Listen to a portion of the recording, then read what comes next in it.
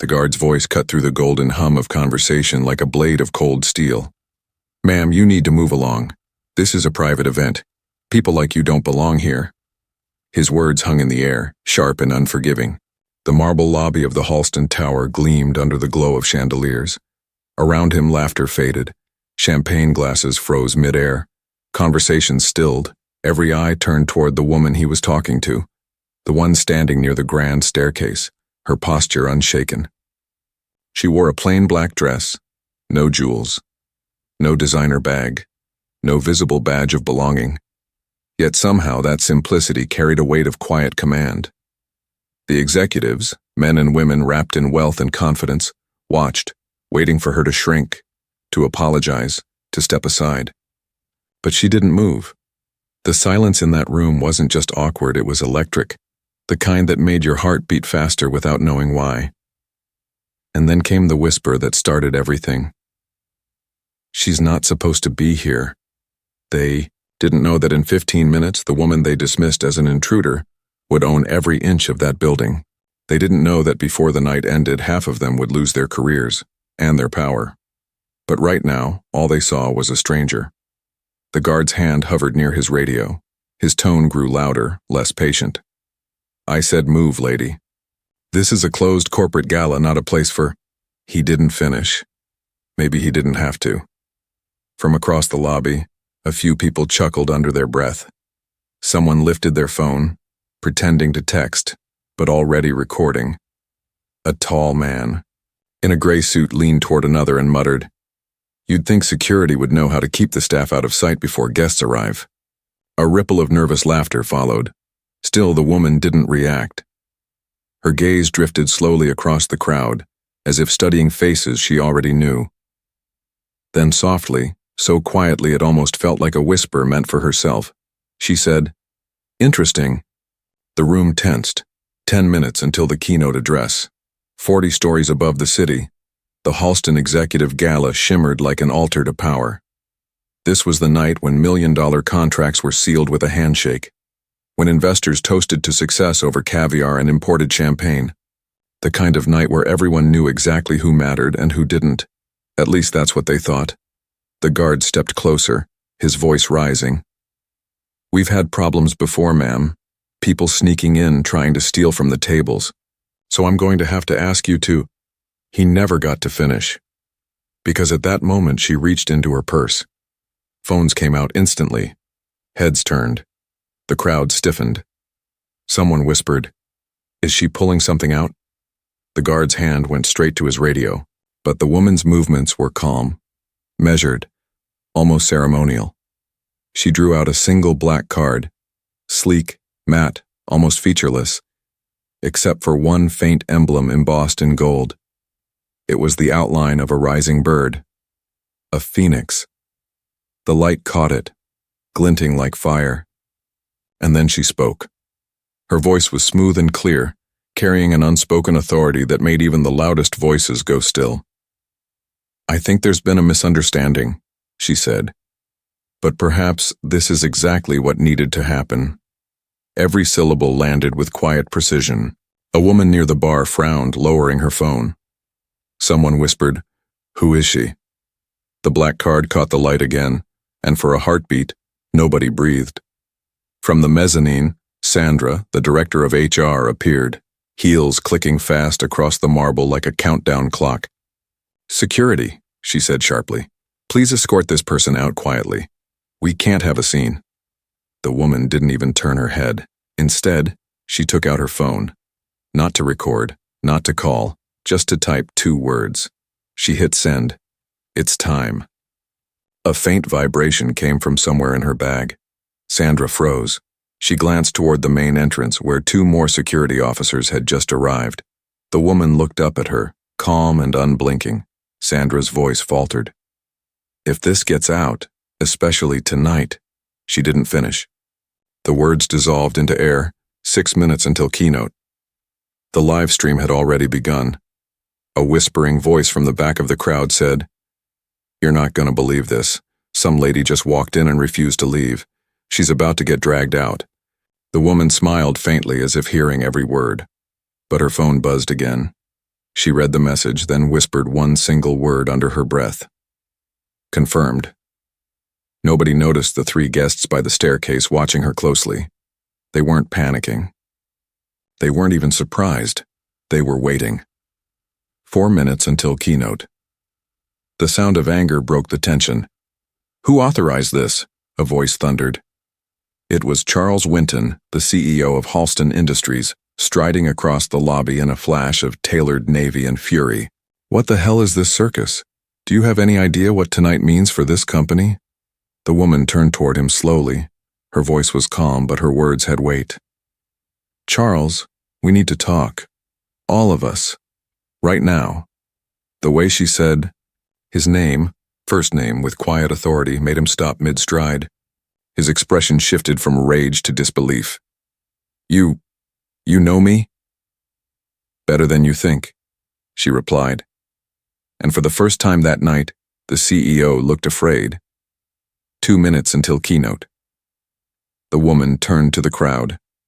"You've all assumed a great deal about who I am," she said softly. "But tonight I think it's time we correct that." She lifted the black card again. The golden phoenix gleamed. "My name," she said, her voice rising with quiet power, "is Dr. Ava Rayner, founder and chief executive of Rayner Global Holdings, and as of 6 o'clock this evening, the sole owner of Halston Industries." The silence that followed was the kind that breaks hearts. Glasses slipped from hands. Phones trembled. And then came the first scream. Someone gasped. "What?" Another whispered, "She bought us?" The guard stepped back. Sandra went pale. And the mighty CEO looked like a man watching his empire collapse in slow motion. The room erupted, not in applause but in chaos. A wave of disbelief rippled through the glittering crowd. Executives fumbled with their phones. Board members whispered in panic. And every camera stayed locked on the woman who had just rewritten the night. Charles Winton, still standing near the staircase, went pale. "That's impossible," he said. His voice cracked like glass. "We'd have been notified of any acquisition. You can't just walk in here and—" Ava Rayner turned toward him. Her tone didn't change. It didn't need to. "Charles, you might want to read the filings before making that claim. The paperwork was submitted this morning. The acquisition went public precisely 30 minutes ago." A gasp cut through the crowd. Someone pulled up the company's stock feed on their phone. The numbers were already shifting. The name Halston Industries was flickering beside a new one, Rayner Global. The murmurs grew louder. "Is this real? She bought the company. What's going on?" Sandra, the HR director, clutched her phone. Her trembling fingers refreshed the corporate database again and again until finally, there it was. New ownership listed under Rayner Global Holdings. Ava's voice cut through the noise like thunder in a storm. "You see," she said, "tonight wasn't about the keynote. It was about truth. And the truth, ladies and gentlemen, is that this company has been rotten from the inside for a very long time." She took a step forward. Her heels echoed across the marble floor. "The way I was treated in this lobby wasn't an accident. It was a symptom. A reflection of a culture that's learned to see value only in power, privilege, and skin tone." Phones rose higher. The live stream viewer count exploded past 5,000. Comments raced across screens faster than anyone could read. "Who is she? This is unreal. Justice in real time." Ava lifted her hand slightly, and for a moment the room obeyed her silence. "What you didn't know," she continued, "is that I didn't come here alone." 3 people stepped forward from the edges of the crowd. The first was a tall man with silvering hair and sharp eyes. "Jacob Reed," Ava said. "Chief Counsel, Rayner Global." He nodded once, holding a leather folder against his chest. The second, a calm woman with an air of quiet wisdom. Dr. Emily Cho, head of ethics. And finally, a young man in a charcoal suit holding a briefcase and a look that could cut steel. Ethan Cole, Director of Internal Investigations. Each moved with purpose, their presence tightening the air around them. Charles Winton looked from one to another. "This is a setup," he barked. "You're staging a spectacle." Ava smiled, but there was no warmth in it. "No, Charles. I'm unveiling one." She turned to the crowd again. "For the past 6 months, my team has been auditing Halston Industries from the shadows. Every record, every transaction, every complaint you tried to bury. A ripple of unease spread through the room. Sandra's breathing quickened. A few board members exchanged looks. One muttered under his breath, "Oh no." Ava held up her phone. "The results of that audit are already public. Thousands of people are reading them right now." The words hit like lightning. Phones buzzed in pockets. Notifications burst onto screens. Halston's scandal was already trending worldwide. Jacob Reed opened his folder, sliding out a stack of documents. "Under federal law," he said, "this acquisition was executed through emergency fast-track provisions, granted in cases where companies face imminent legal or financial collapse. All filings are complete, all disclosures verified." Charles stumbled back. "Collapse? You can't be serious." "Oh, I am," Ava replied. "And soon you will be too." The tension in the room thickened until it became a living thing. Every camera stayed trained on her. Every eye followed her movements. Sandra finally found her voice. "What did you find?" she whispered.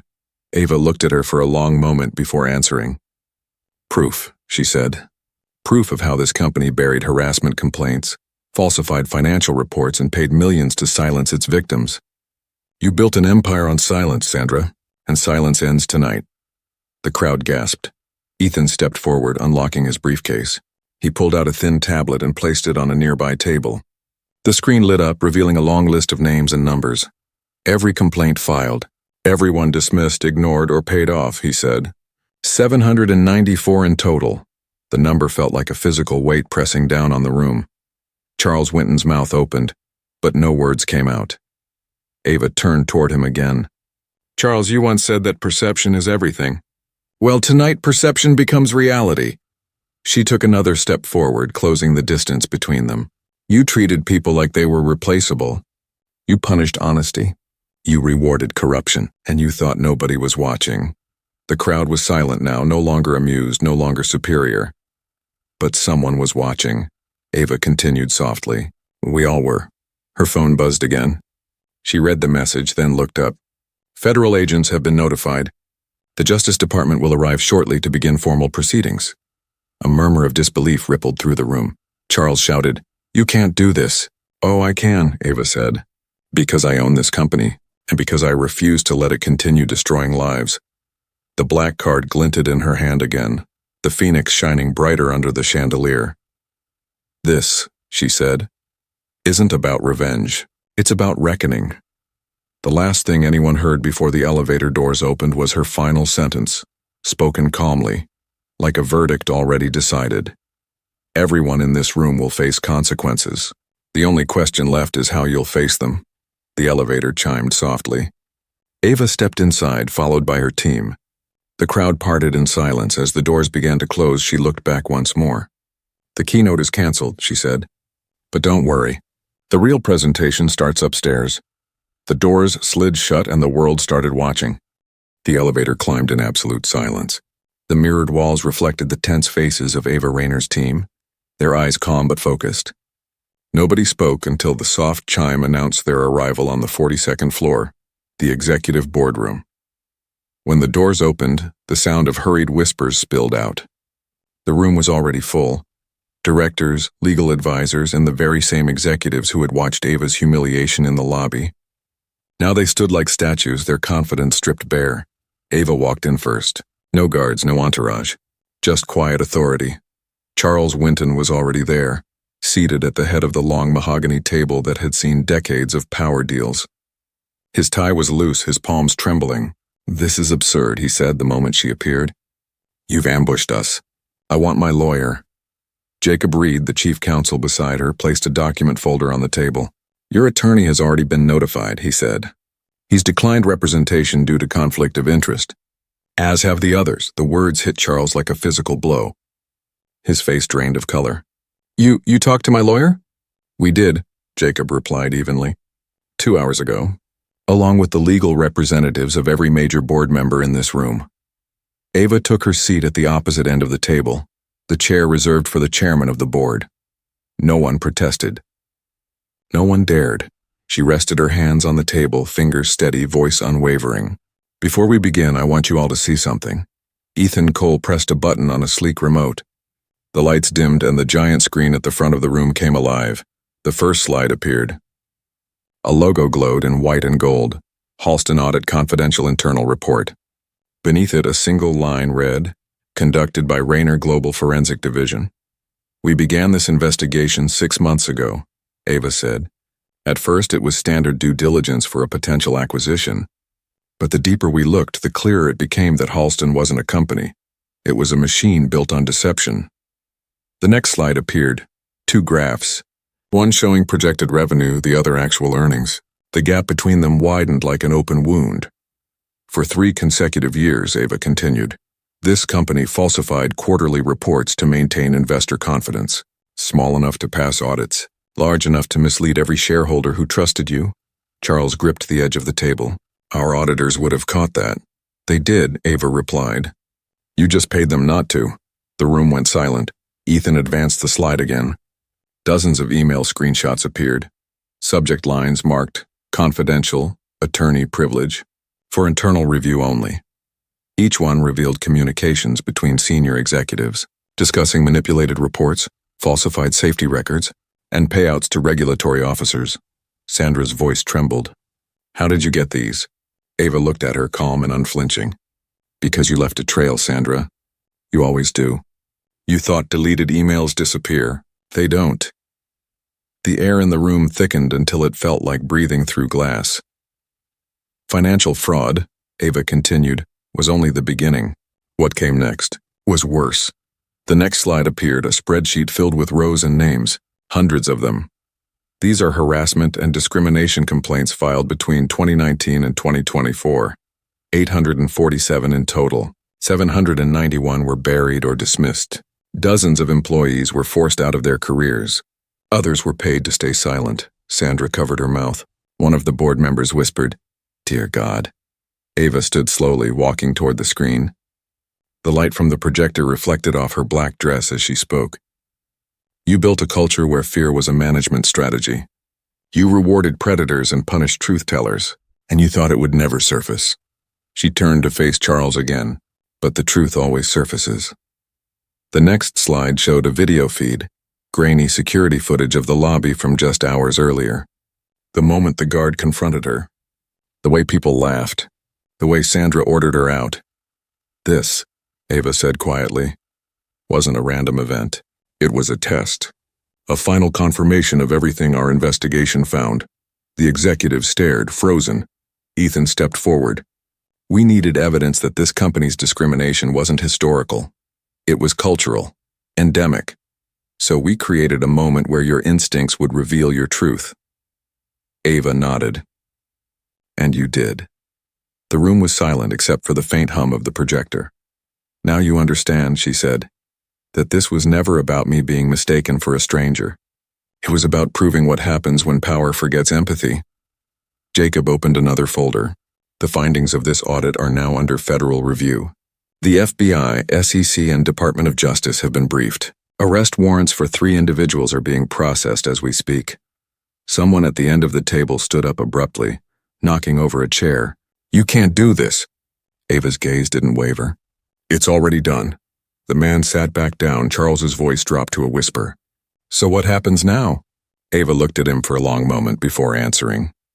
"Now you face what you've spent years avoiding." Jacob clicked again, and a single slide filled the screen. Bold white letters across a black background. "Consequences." The word hung there like a sentence. Ava returned to her seat. "You'll each receive a choice," she said. "You can cooperate fully, disclose every illegal activity you've been part of, forfeit your assets, and resign from all public companies effective immediately." Sandra's voice shook. "And if we don't?" Ava didn't blink. "Then the authorities will handle you as criminals. Your reputations, your wealth, everything you've built, it will all vanish." Charles exhaled slowly. "You're blackmailing us." Ava's eyes softened, though her tone remained steady. "No, Charles. I'm holding you accountable." The screen behind her shifted again. Bank records, offshore accounts, transfers labeled as consulting fees. Ethan laid copies across the table. $47 million traced to shell companies in the Cayman Islands and Luxembourg. Payments disguised as business expenses. Every transaction is documented. Sandra's hands trembled as she whispered, "You've destroyed us." Ava shook her head. "You destroyed yourselves. I'm just showing you the truth." The silence that followed was unbearable. Every executive sat frozen, breathing shallow, the weight of their secrets pressing down. Ava looked around the room one last time. "I'm not here to ruin lives. I'm here to rebuild what's left of them. But that starts with honesty." Jacob opened a folder filled with contracts and placed them in front of each board member. "Sign and you cooperate. Refuse and we call the agents waiting downstairs." Charles stared at the papers, his signature pen trembling in his hand. "And if we sign, what happens next?" Ava leaned forward. "Then you begin the hardest part of your lives, the part where you face what you've done and make it right." The tension was a living thing now, crawling through the air. Nobody moved. Nobody spoke. Ava Rayner sat perfectly still, the black card resting beside her hand, the golden phoenix glinting under the fluorescent light. "Make your choice," she said softly. "The clock has already started." Ava's phone screen glowed faintly in the dimmed boardroom light. The timer on it began counting down from 60 seconds. Her voice was calm, controlled, but every word carried weight. "You have 1 minute to decide," she said. "After that, this goes to federal enforcement." No one spoke. The hum of the air conditioner was the only sound between them. 55 seconds. Charles Winton's breath came shallow.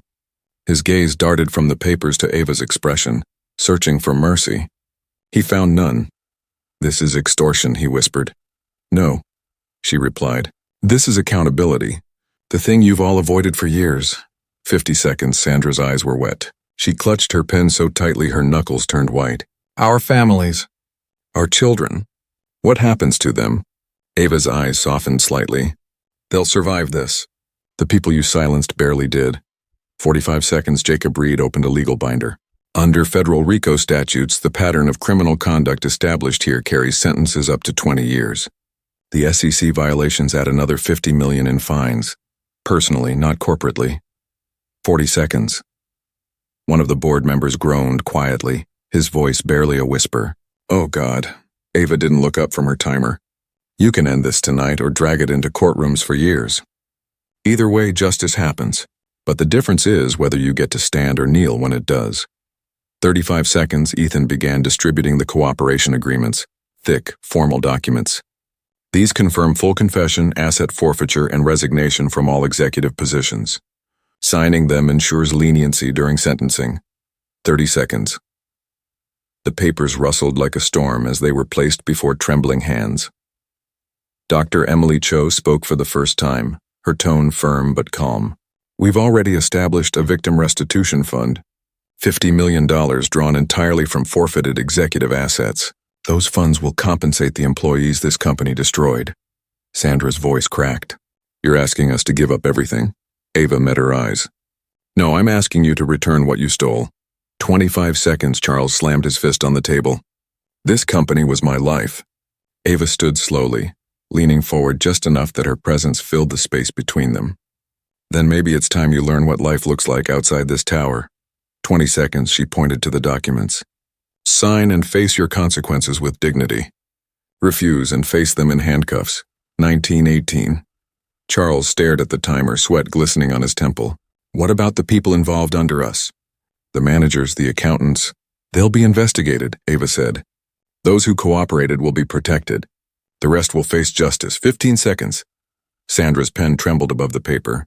"If we sign, what happens to the criminal charges?" Jacob answered without hesitation. "Federal prosecutors will take your cooperation into account. Sentences could drop to 5 years instead of 20. 10 seconds. Charles's voice broke. "Please, I have a daughter starting college next year." "So did Naomi Ellis," Ava said quietly. "The engineer you forced out after she reported harassment. She lost her insurance, her home, and nearly her life. You remember her name now? Because she remembered yours every day she couldn't find work." 8-7. Sandra closed her eyes and scrawled her signature, her hand shaking. The sound of the pen on paper echoed like thunder. 6. Another signature. Then another. The board members began to break one after another, surrendering their illusions of invincibility. 5. Charles still hadn't moved. 4. Ava's gaze locked on him. "You have a choice, Charles. You can walk out of this room or be dragged out." 3. He reached for the pen. His hand trembled violently. What happens if I refuse?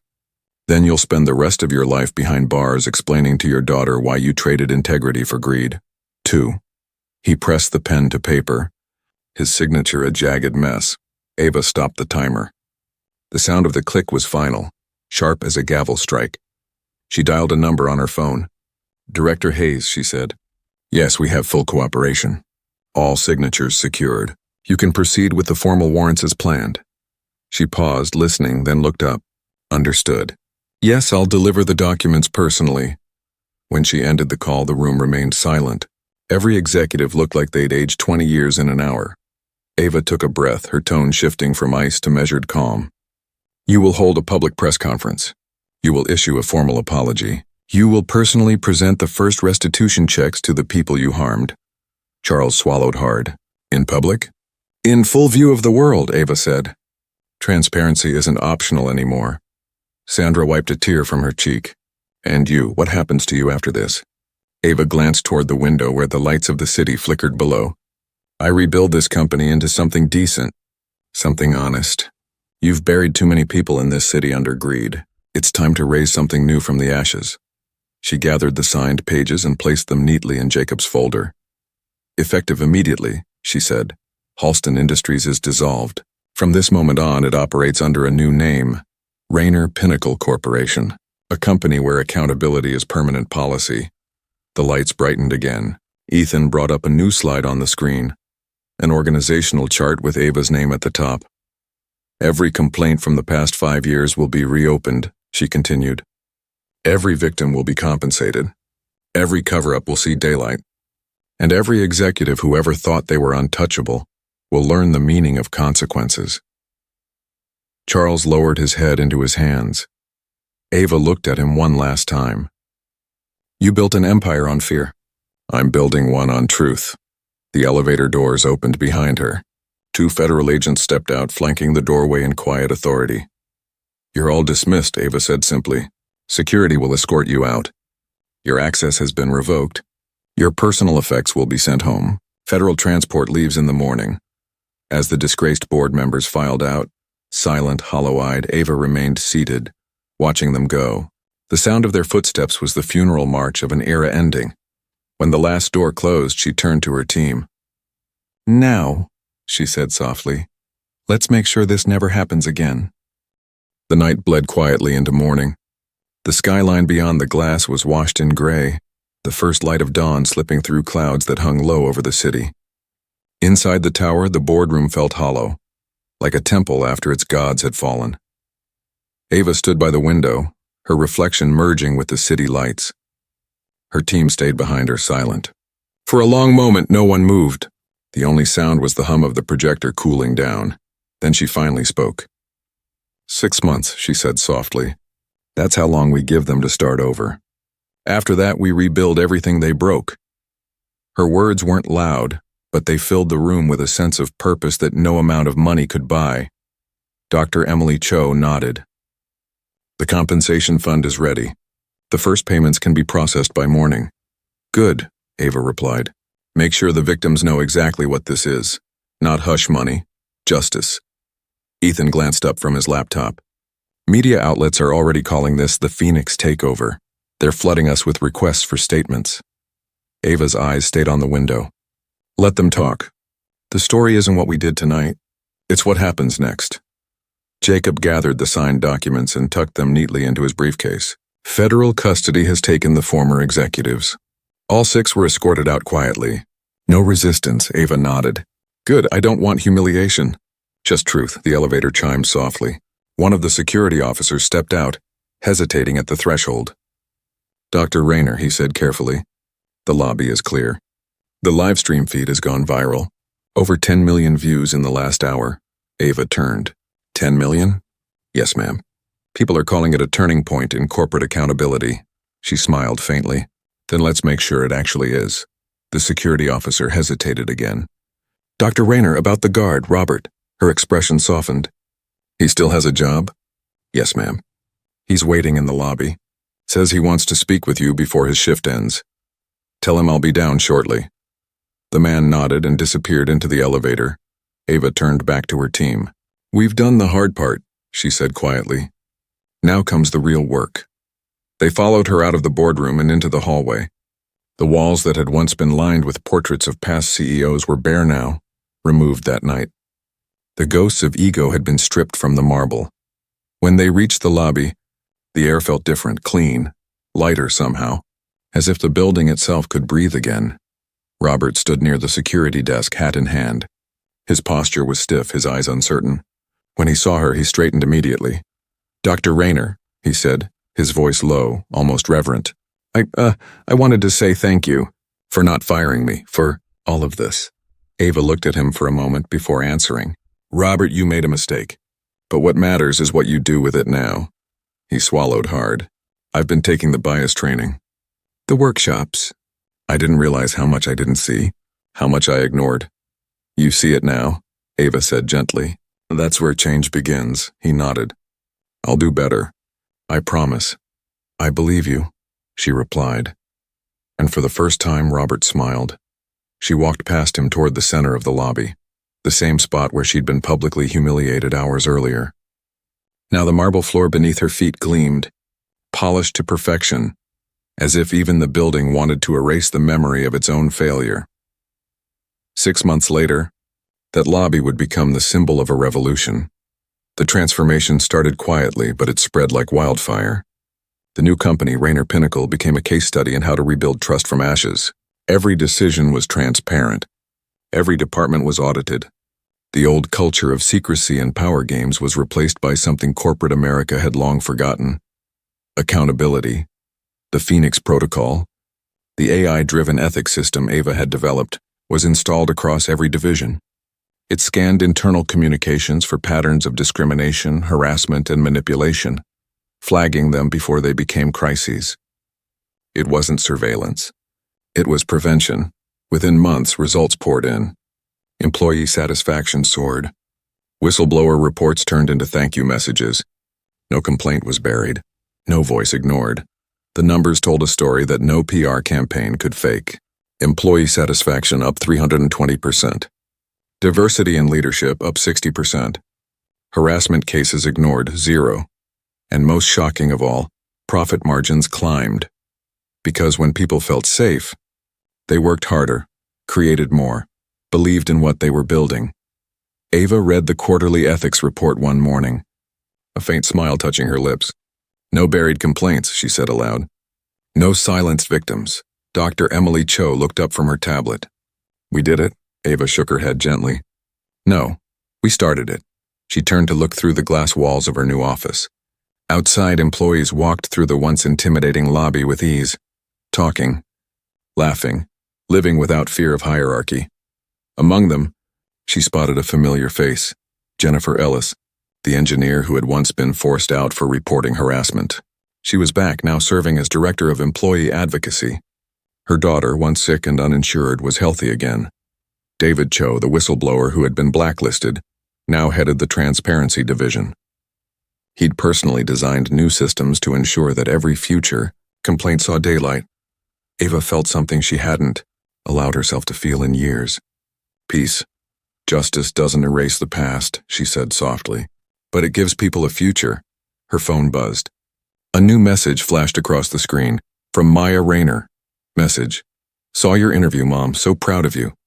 You didn't just fix a company, you changed the game. Love you." Ava smiled at her daughter's words. "Not yet," she whispered to herself. "But we're getting there." That evening, as the sun dipped below the skyline, she returned once more to the lobby.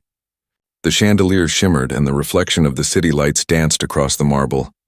She stood where it all began, where shame had turned to power and power had turned to purpose. The black card, the phoenix, still sat in her hand. Its gold emblem caught the last light of sunset, and for the first time the fire behind it didn't symbolize destruction. It symbolized renewal. A year later, the hum of voices in the Capitol rotunda carried a different kind of weight. Curiosity, respect, a quiet awe. Reporters filled every seat, cameras lined the back walls, and a dozen senators shuffled their notes, waiting for the woman who had brought an empire to its knees without raising her voice. When Ava Rayner stepped into the hearing chamber, The room stilled. She didn't wear luxury or armor, just a dark navy suit and a quiet calm that had become her signature. Behind her, a massive screen displayed 6 words: corporate accountability in the digital age. She stood at the witness table, adjusted the microphone, and spoke with the same even tone that had once silenced an entire boardroom. 1 year ago, she began, I stood in a marble lobby where people saw me as invisible. Today I stand here not to relive that moment, but to remind us all what happens when power forgets humility. The senators leaned forward. Pens stopped moving.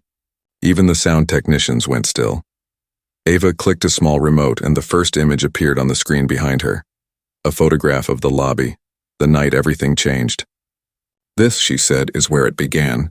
A woman mistaken for someone who didn't belong. But the truth is, I wasn't mistaken. I was a mirror. That night showed this country what corporate blindness really looks like. Her next slide wasn't numbers. It was faces. Rows upon rows of portraits, hundreds of employees who had once been silenced. These are the people who were told their pain didn't matter, who were told to stay quiet, move on, accept the system as it was. They are why the Phoenix Protocol exists. She took a breath, steady and sure. In the past 12 months, 47 Fortune 500 companies have adopted it. Reported incidents of harassment and discrimination have dropped 78%. Transparency in leadership decisions has risen across every measurable category. Employee satisfaction, trust, innovation, all at historic highs. The room was silent except for the clicking of camera shutters. But statistics aren't the story, Ava continued. The story is what happens when truth becomes policy, when ethics stop being slogans and start being systems. Her tone softened. The Phoenix Protocol isn't just technology. It's a promise that no one, no matter their title or paycheck, can hide behind the walls of influence. It's a mirror that reflects who we are when we think no one is watching. One senator leaned in. Dr. Rayner, some critics say your model gives machines too much authority over human behavior. How do you respond to that? Ava looked him in the eye. The machine doesn't decide what's right or wrong, she said. It simply shows us what we already knew and chose to ignore. The decision to act, that's still human. Always will be, the senator nodded slowly. The room hanging on every word. Ava clicked to the next slide. Footage from the press conference months earlier, when Charles Winton and his former board had faced the public, trembling behind their apologies. This wasn't revenge, she said. It was redemption. Because real accountability doesn't destroy, it rebuilds. She turned back to the committee. The question isn't whether we can make corporations ethical. The question is whether we have the courage to demand it. Another senator asked, Dr. Rayner, what inspired you to start this movement? Ava's expression softened just slightly. A moment of humiliation that turned into awakening. That night in the lobby when I was told I didn't belong, I realized something. Every person who's ever been dismissed, underestimated, or ignored, they're the true backbone of every company, every system, every nation. The world doesn't run on power. It runs on people. She paused, letting the silence fill with meaning. Then she clicked to the final slide. It showed one question in bold white letters. What happens next? The transformation isn't complete, she said. It's just beginning. Every time someone speaks up instead of staying silent, change continues. Every time an employee chooses integrity over fear, the fire grows stronger. A ripple of murmurs filled the chamber. Reporters typed furiously. Senators exchanged glances. Ava stepped away from the microphone, her final words calm but unshakable. The phoenix doesn't rise to show off its wings. It rises to remind the ashes that they still matter. The fire of justice, the fire of accountability, it's not a threat. It's a light, and it belongs to everyone. Applause broke out, hesitant at first, then thunderous. Cameras flashed. Some senators even stood. As the hearing ended, journalists crowded the corridor, shouting questions, but Ava slipped quietly through the side exit, stepping into the sunlight. The city around her roared with noise, but she moved through it with ease. Across the street, a young woman recognized her and called out, "Dr. Rayner, you changed everything." Ava smiled and shook her head. "No," she said. "We did." Her driver opened the car door, but she paused before getting in, looking back at the Capitol building. The flag rippled above it, gold against blue. The world wasn't perfect, not yet, but it was awake, and that was enough to begin again. She looked down at the black card in her hand. the golden phoenix gleaming softly in the sun. Then she slipped it into her pocket and whispered almost to herself, "The fire lives on." The car pulled away from the curb. Behind her, the city moved forward. And somewhere in offices and boardrooms across the country, people began to look in the mirror and see themselves differently. The phoenix had risen, and this time it wasn't coming back down.